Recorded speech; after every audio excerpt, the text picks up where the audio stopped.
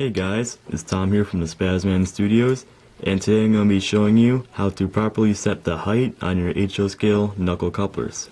For this I'm going to be using KD part number 205. This is the coupler height and trip pin measuring tool. On KD's website you can get it for about $6.25. That price may fluctuate, but that is what it's at right now. We will also be using parts number 208 and 209, the red washers and the gray washers. They can be had for 4 dozen at about $2.75. They're really cheap and they'll last you a very long time. This is what they look like out of the package.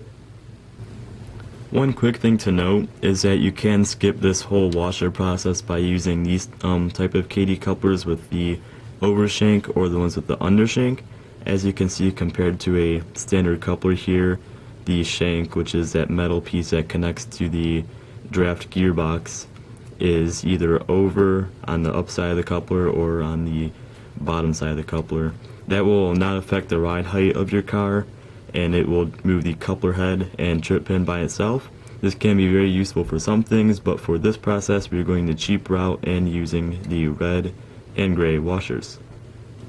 You will also want a piece of code 83 or 100 track. Code 70 might work. I'm not sure if the bottom parts of this will work on it. Code 55 I really doubt, but code 70 might be pushing it. I'm not sure. I've not tested on that.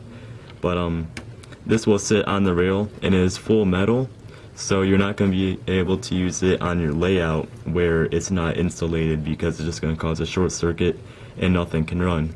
So you have to use a piece of track by itself like this, or turn your command station off so the track is not receiving any power. Alright, so then you're just going to gather up your cars and we can get going.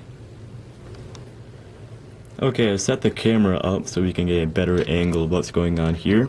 You're going to take your first car that you have. I have this UP 60-foot gondola. Just going to kind of press down on the gauge here to make sure it's not going to move or rock around or anything. And we can push our car onto it.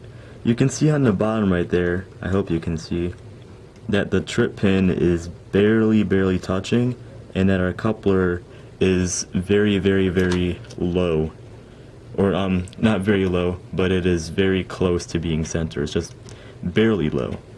So we are going to use a single gray washer, which is the thinner of the two types, to raise this up just a little tiny bit.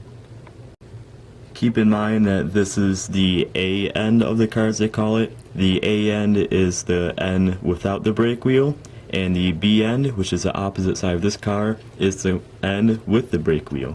So this is the A end. We're going to be using one gray washer. Alright, now it's time to test the B end of the car. We're going to roll it up. And as you can see, it's a tiny bit too tall, but if a coupler is a little bit too tall, it's not really going to matter, because then our trip pin is not going to get caught on anything and it shouldn't really be affected by anything. If you wanted to, you could use a lower shank and then raise it up with like a red washer, but we're not going to do that just because, again, it's so extremely close. You don't want it lower, you just want it, if anything, a little bit higher. If it's too high, then go for the over shank. But for the B end it's good. For the A end we're going to replace that, and we're going to install our washer. Okay, so we have flipped our car upside down now, and this is the A end. Again, without the brake wheel is the A end, and most of the time you have a screw here. If you have a Bachmann or a Lifelike car, unfortunately you're not going to be able to use this method because they have a little clip that clips in. At least the older Bachmann cars do, the newer ones do not. But they have a little clip, and the washers are too small to get on that clip. So these are only good for somewhat modern cars with screws in them. This is a modified Lifelike car, so I modified it so it can accept screws instead of the little clip system. I might do a later video on how to modify them later. As you can see, there's some putty inside there. But we have taken our truck and screw assembly off. Keep the screw in here just so you don't lose it or anything. Now we're going to go in our little bin and dig around for a gray washer. Get it best center. I'll zoom in a little bit. but get it as close to the center as you can on that hole, just to make things easier to get on. And then kind of holding it like this so the screw doesn't fall out. Just put your screw, I know you can't really see it, but put your screw right in there, lower the truck down, and then start screwing. That's what she said. But you're going to just make sure that washer is is like the screw is going through the washer so that it does not pop out or anything. And you're gonna tighten it until it's too tight to move. And then a rule of thumb that I use is do a 180, and then that should be pretty good. It looks kind of loose, but well, yeah, I'll tighten it up a little bit more, but it should be good. Yeah, it's definitely good now. And now we're going to test this coupler to see if it is working properly.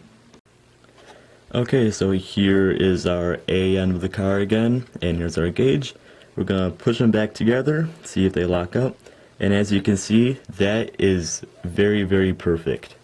So now this car should be ready to roll. Coupler wise, you have to check the trucks and the weight later, but those are in 2 separate videos that I'll be doing. But yeah, so that is it. Thank you guys for watching this video on how to adjust and check your coupler height, and I hope you learned something from it. Thanks for watching.